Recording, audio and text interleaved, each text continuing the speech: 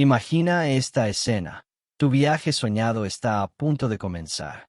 Pasaporte en mano, maletas listas, boleto en tu celular. Todo parece en orden.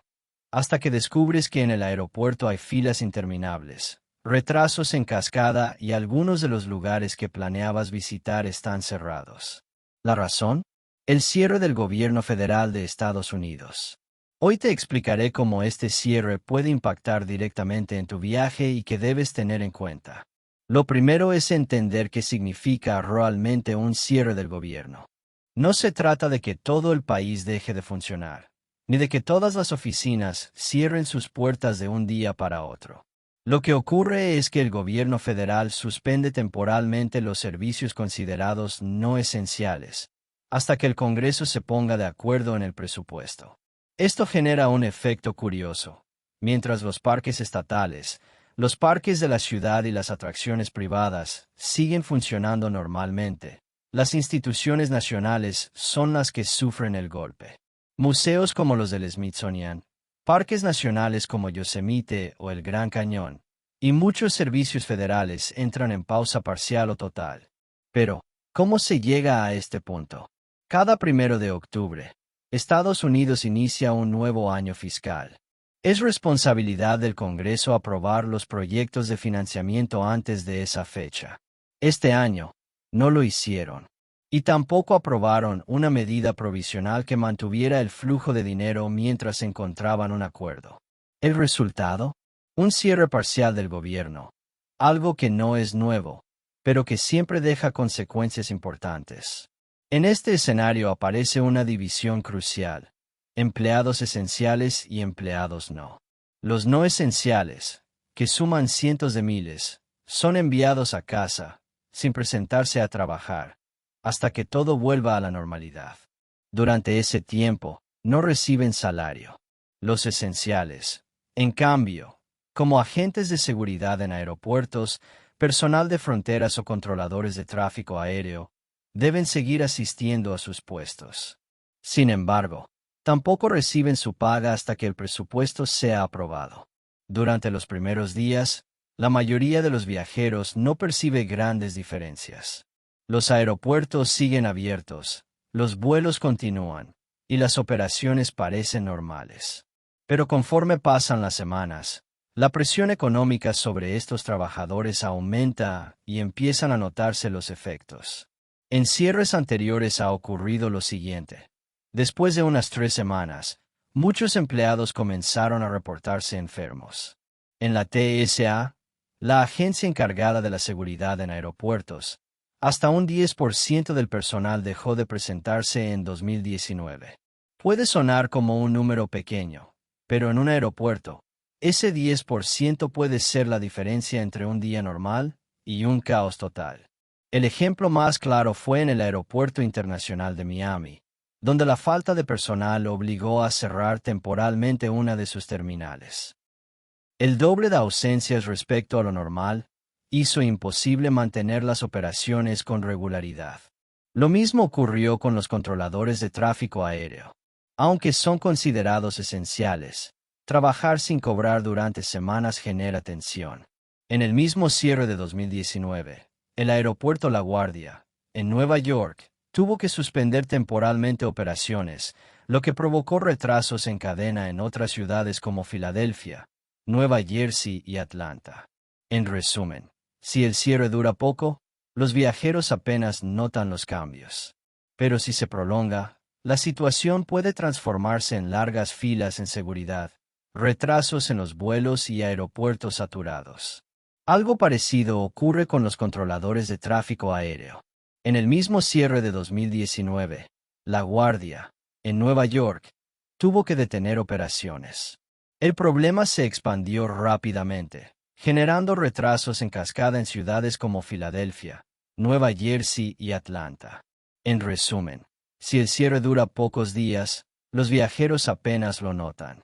Pero si se prolonga por semanas, las filas de seguridad se hacen eternas, los retrasos aumentan y los aeropuertos se convierten en un verdadero caos.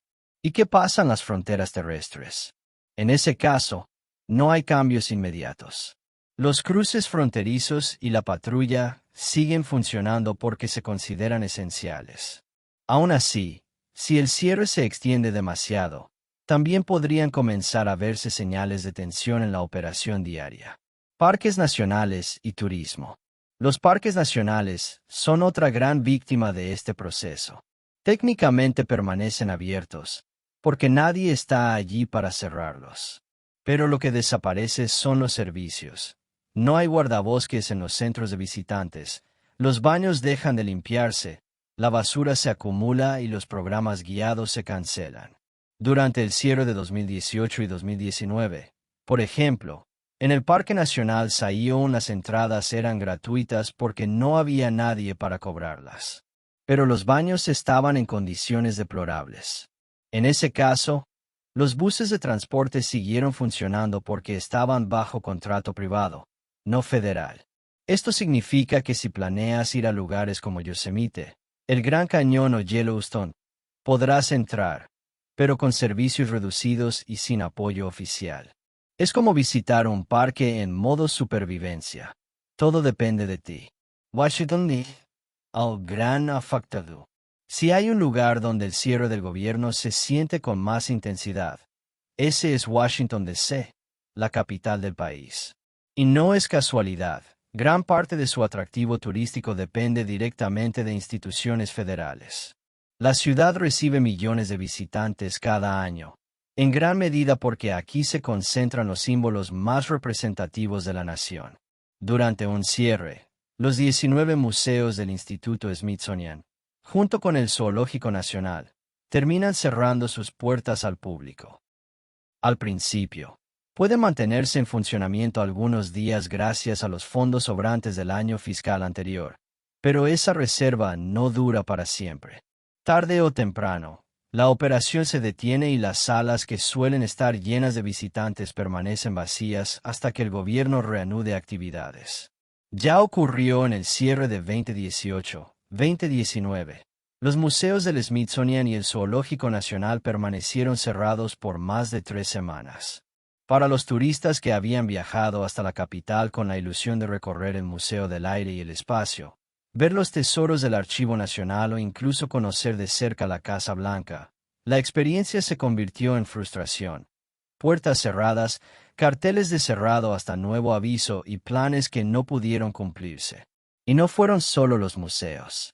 Las visitas al Capitolio de los Estados Unidos se suspendieron.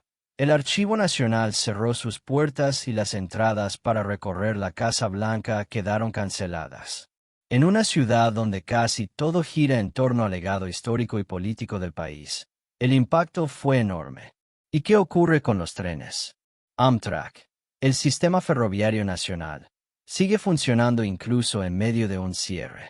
La razón es que, aunque recibe apoyo federal, opera bajo un esquema distinto al de las agencias gubernamentales. Sin embargo, esto no significa que esté completamente aislado de la crisis. Si el cierre se prolonga demasiado, también puede resentirse de forma indirecta. Menos personal administrativo, retrasos en coordinación y una mayor presión en el sistema logístico. ¿Deberías cancelar tu viaje? La respuesta no es tan simple y depende de 3 factores clave: el momento en que viajas, el destino que eliges y qué actividades tienes planeadas. Si tu viaje ocurre en los primeros días de un cierre, probablemente notes pocas diferencias. La mayoría de las operaciones siguen su curso y los cambios son mínimos. Pero si el cierre se extiende, el panorama es distinto. Aeropuertos con largas demoras, parques nacionales con servicios suspendidos, museos cerrados y actividades turísticas limitadas. Conviene recordar un dato que muchos viajeros olvidan. El último gran cierre del gobierno federal se prolongó durante 35 días consecutivos, más de un mes de interrupciones que desorganizaron miles de itinerarios y generaron pérdidas millonarias en el sector turístico. Por eso, si tienes un viaje en puerta, la clave es mantenerse informado.